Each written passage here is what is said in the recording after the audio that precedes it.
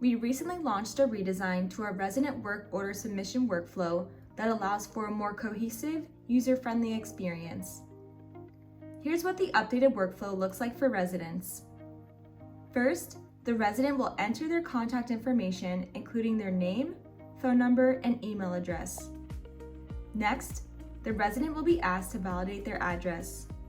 If they have an address on file, it will appear in this box here.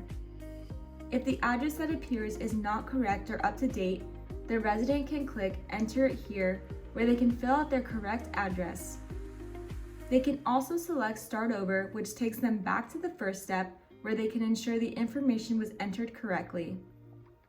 For this example, we're going to select the existing address.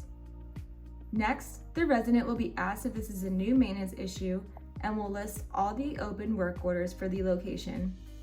The resident can now click on the Select button where they can directly follow up on the corresponding work order. When clicking this button, they'll receive a pop-up where they can click Follow Up on Job.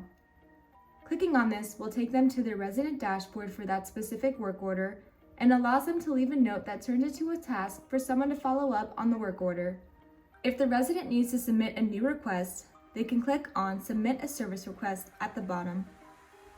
From here, they'll walk through a redesigned diagnostic flow where the resident will select the type of assistance that's required. For this example, we're going to select Pest Control. Next, they'll select what type of pest they have. A thank you message will appear once they've submitted that information.